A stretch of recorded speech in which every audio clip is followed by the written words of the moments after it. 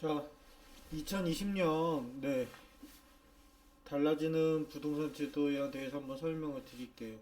1월 달쯤에 이제 시행될 거라고 예정하고 있는데, 첫 번째는, 양도소득세, 네, 관한 건데, 일반 서민들하고는 크게 영향이 없어요. 왜냐하면 이제 9억 초과된 건물을 갖고 있을 때, 그 초과 부분에 대해서 양도소득세를 물게 되는데 그 장기 보유 특별공제라는 게 있습니다. 그러니까 9억 이상 된 부분, 그 부분을 이제 장기 보유 특별공제를 80%까지 해줬었는데 그거를 이제 조금 줄이겠다. 네, 그 얘기를 하고 있는 거고요. 그래서 아마 크게 뭐 영향을 미치는 부분은 아닌 것 같고요. 음, 내용은 그렇습니다. 2년 거주 요건을 갖추지 않으면 그 1년에 2%씩 15년 이상 보험 최대 30%까지만 공제해주겠다. 네, 이 내용이고요. 정말 중요한 거는 이제 전세자금 대출 후 신규 주택 매입인데요. 이게 뭐냐면 이제 갭 투자가 매매 대출을 막다 보니까 우리나라 사람들 참 머리도 좋죠. 네, 어떻게 보면 전세자금 대출을 먼저 받습니다. 그러니까 매도자랑 매수자랑 전세 계약을 하는 거죠. 자, 전세 계약을 해서 매매 그 전세자금 대출 80%를 받는 거죠. 받아갖고 매도자한테 줍니다. 주고 그 집을 매입을 해버리는 거죠. 추가 금액만 주고. 그렇게 되면 신규 세입자가 또 전세, 그때는 이제 작년까지만 2019년만 해도 그 금액을 회수하거나 이러지 않았어요. 그래서 이제 그 법이 바뀌는 것 같고요. 또 만약에 내가 이제 1주택자인데 1주택을 갖고 있는데 또 전세, 난 다른 집 가서 전세를 살겠다, 이런 경우 전세가 됐습니다. 전세자금 대출이. 근데 이것도 만약에 9억 이상 건물을 갖고 있다 그러면 1주택이라도 그렇다면 전세자금 대출에 보험 자체가 가입이 안 됩니다. 다른 방법이 있긴 한데 어쨌든 돈 많은 사람은 이제 전세자금 대출 받지 말아라. 그리고 이제 이걸 갭 투자에 이용하지 말아라. 라고 정부에서 얘기를 하고 있는 거예요. 네. 그리고 이제 주택을 매입하면 전세자금 대출이 바로 회수됩니다. 돈 토해내라. 아, 이제 전세, 너는 이제 집을 샀으니까 전세자금 대출은 반환을 해야 된다. 라는 식으로 얘기를 하고 있고요. 그 다음에, 주택 취득세가 지금 좀 바뀐다고 얘기를 해요. 이제 세분화한다고. 1%및 3%까지 2.99% 이렇게 해서 바꾼다고 얘기를 합니다. 그것도 뭐냐면 돈 있는 사람들에 대해서 얘기한 거예요. 6억 이상, 6억이 초과되고 9억 이하의 주택을 매입할 때, 다 이런 제도가 바뀌는 거는요. 지방보다는 도시 지역, 서울이라든지 뭐 세종시라든지 집값이 지금 막 폭등하고 있는데 이번 정부가 하는 것 중에 이제 세제 같은 경우는 어쨌든 고가 주택이 있는 부분들을 많이 취급을 하고 있는데요. 지방도 이제 집값이 많이 올랐습니다. 집값이 오르고 있으니까 조금 알고는 계셔야 될 것 같고요. 제가 얘기 드린 거 방금 뭐 1.01%에서부터 2.99%까지 취득세율 세분화한다라는 거는 6억 초과 9억 이하의 주택을 얘기를 합니다. 네. 그래서 그 부분 보시고 다주택자, 좀 많이 제한을 두는 것 같아요. 네. 그리고 저기 주택 청약 시스템이 이제 한국감정원에서 하더라고요. 한국감정원에 힘을 많이 실어주시는 것 같아요. 금융감독원에서 했던 거를 이제 바꾼다고 합니다. 금융결제원이죠. 아, 죄송합니다. 금융결제원에서 한국감정원으로. 큰 내용은 없죠. 팩트 하나 있어요. 이 공인중개사들이 좀 지금 제 영상을 보고 있다 그러면 이제 실거래 신고 기간이 60일이었거든요. 60일에서 2월 21일부터 네, 30일로 바뀝니다. 그러니까 거래 신고를 빨리 해야 되죠. 근데 보통 우리나라 부동산 거래 신고는 다 공인중개사들이 하고 매도인, 매수인이 직접 공동으로 가서 하는 경우는 흔히 거의 없죠. 아니면 법무사를 통해서 하던가. 그래서 30일 이내 신고라는 거 2월 21일부터입니다. 체크해 두셨다가 문제 없도록 하시길 바라고요.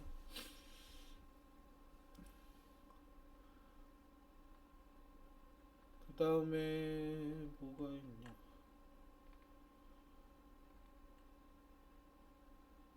아, 주택연금 가입 대상. 그 예전에 주택연금을 가입하려면 60세 이상 이셨는데 지금 이제 55세부터 가능하다고 하니까요. 한번 주택연금을 생각하시는 고령의 이제 분들은 한번 또 보시기 바랍니다. 이 주택연금이라는 건 간단해요. 내 주택을 그냥 연금공단에다 주고 주택연금공단에다 주고 그 주택으로 매달 돈을 받고 내가 죽으면 그 집을 가져가는 거죠. 그러니까 뭐 자녀분이 없으신 분들이라든지 뭐 이런 분들한테는 근데 집값이 계속 오르는 거를 감안하면 뭐 돈 많이 받으시는 분들은 뭐 150도 받고 200도 받고 그러시더라고요. 근데 어쨌든 주택연금을 하시다면 또 그런 것도 한번 고려해 보시라는 거. 네. 음,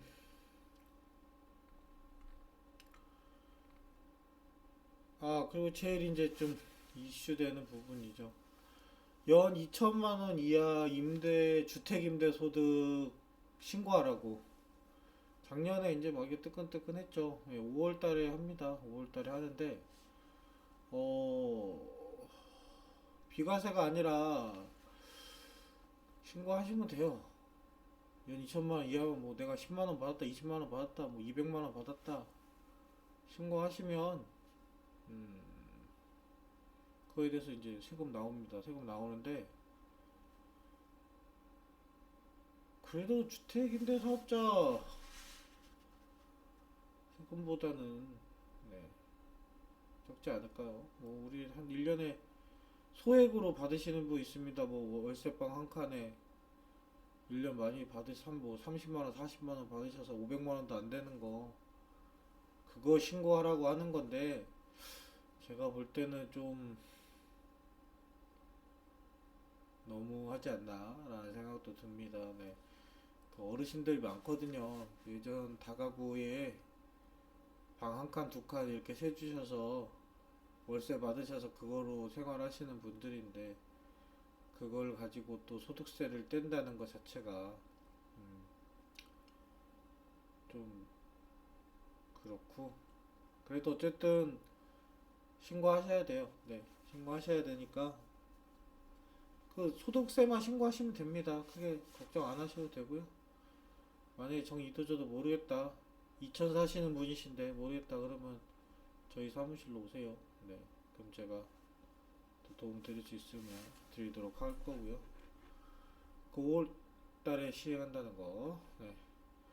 아, 그리고 이제 뭐 좀 예전부터 말이 나왔던 건데, 신용카드로 월세를 납부를 할 수 있게 하겠다. 이거는 뭐냐면,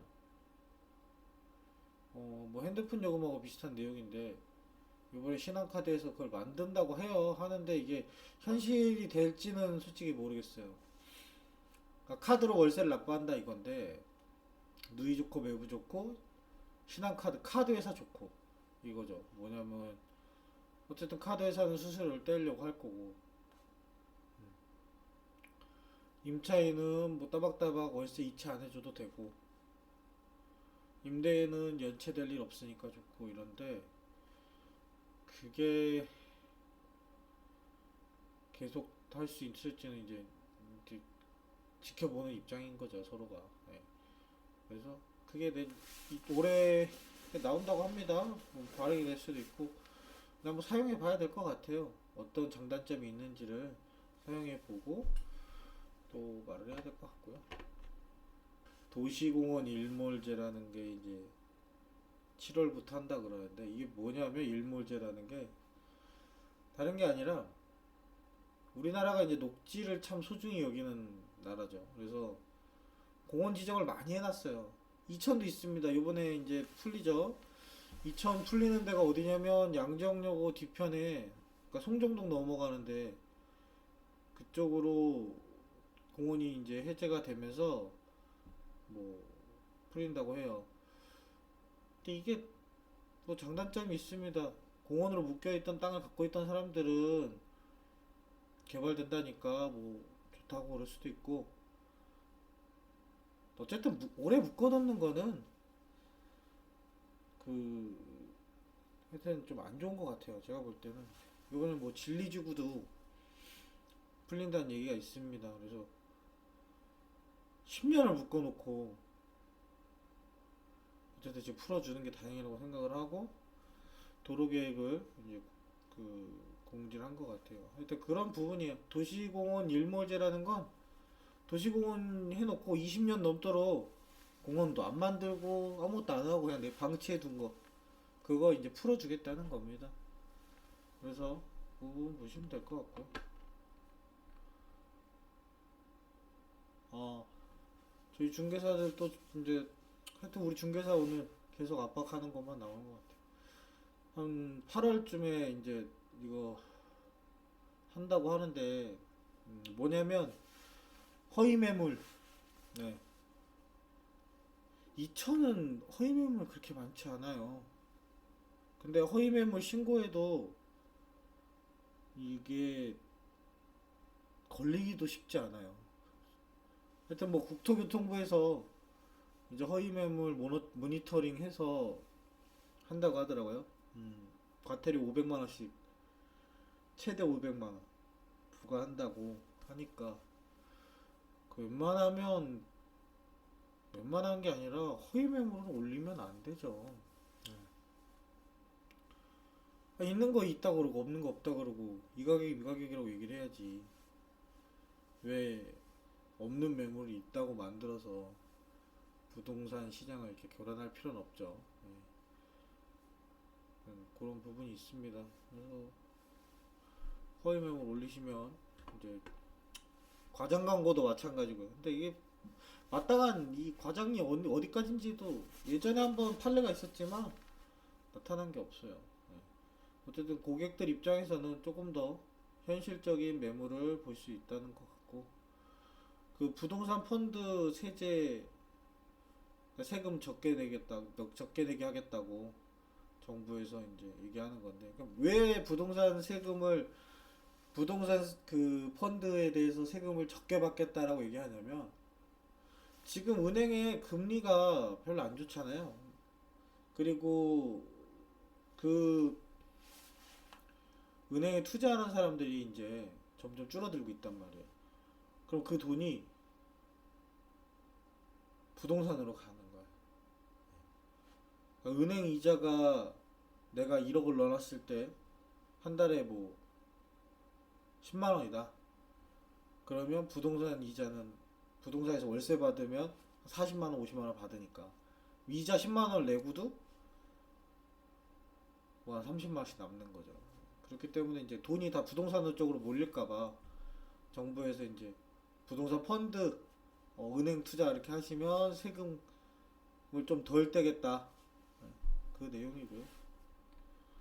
2020년은 뭐 그렇게 특별한 건 없을 것 같아요. 뭐 다 고가 정책 9억 이상, 뭐 6억 이상 종합부동산세도 올라가는데 그것도 9억 이상 고가주택 보유자 이게 0.1%에서 0.8% 인상한다고 얘기를 하는 거고요. 제일 이제 좀 세금 관련해서 제일 좀 획기적이라고 할 수도 있는데 공시 가격을 이제 현실화 시키겠다고 지금 얘기를 합니다. 근데 그것도 어쨌든 9억 이상 주택이에요. 2천은 여기에 관련된 게 부동산 제도 2020년 부동산 달라진 제도에 관련된 거는 거의 없다고 보시면 돼요. 네. 거의 없고 아까 그 전세자금 대출이라든지 이런 게 좀 예민해질 수 있으니까 그런 부분만 잘 판단하시면 될 것 같습니다. 오늘 방송 어떠셨는지 모르겠어요. 제가 오랜만에 방송에서 좀 떨리기도 하고 말도 좀 버벅거리고 했던 것 같습니다. 어쨌든 2020년 정말 활기차게 잘 보내셨으면 좋겠고요. 저희 금부처 TV도 많은 사랑 부탁드립니다. 감사합니다.